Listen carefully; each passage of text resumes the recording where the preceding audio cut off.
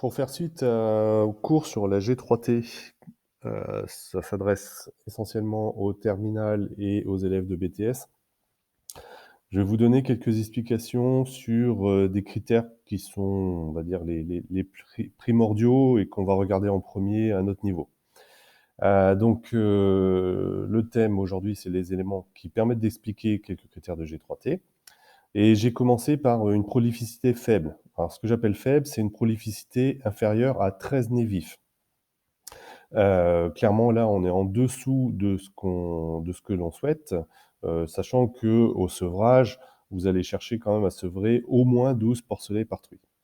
Alors, moi, ce que je vous apprends en cours, ce sont des bases théoriques.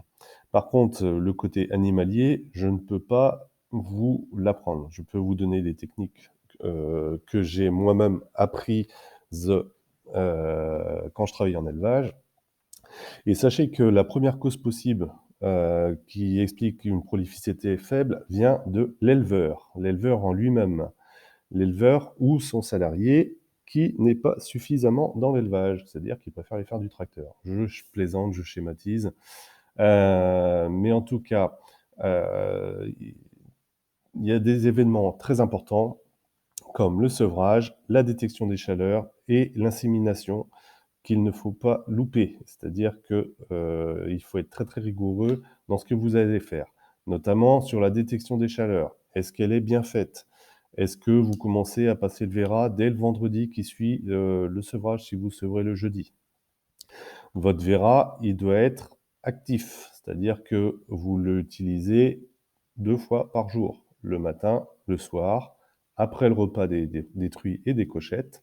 Vous le faites passer devant. Alors attention, quand vous avez des grandes bandes de truies, 30, 40, même un peu plus dans des gros élevages, le Véra, il peut avoir peur quand il passe, dans un couloir entre des truies.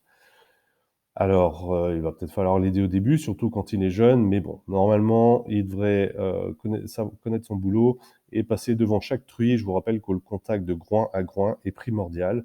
Dans la bave, du Véra, il y a ce qu'on appelle les phéromones et qui stimulent la venue en chaleur des truies.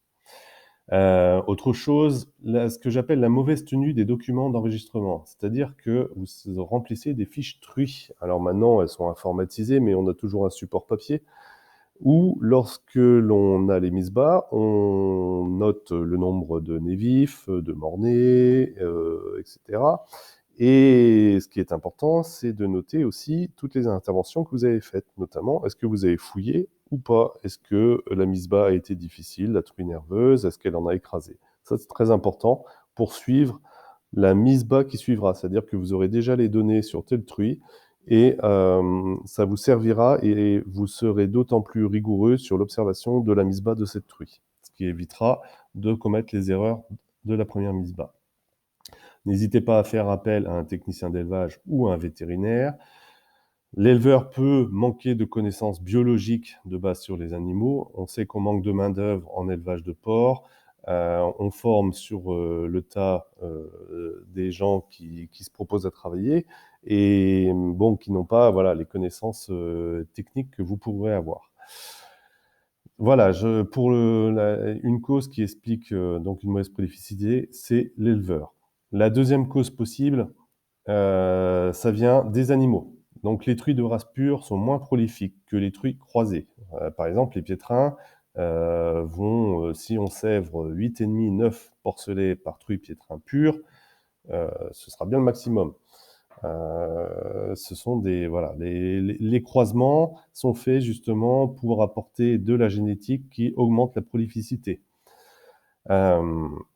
Donc les animaux, les truies ou les verras, parce qu'ils peuvent avoir une semence un peu défaillante, peuvent expliquer aussi une prolificité faible.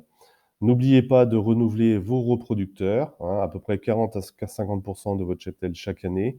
Et puis, faites attention au confort dans votre quarantaine. C'est important et je rappelle que vos cochettes doivent être inséminées seulement à partir de l'âge de 8 mois et d'un poids de 140 kg.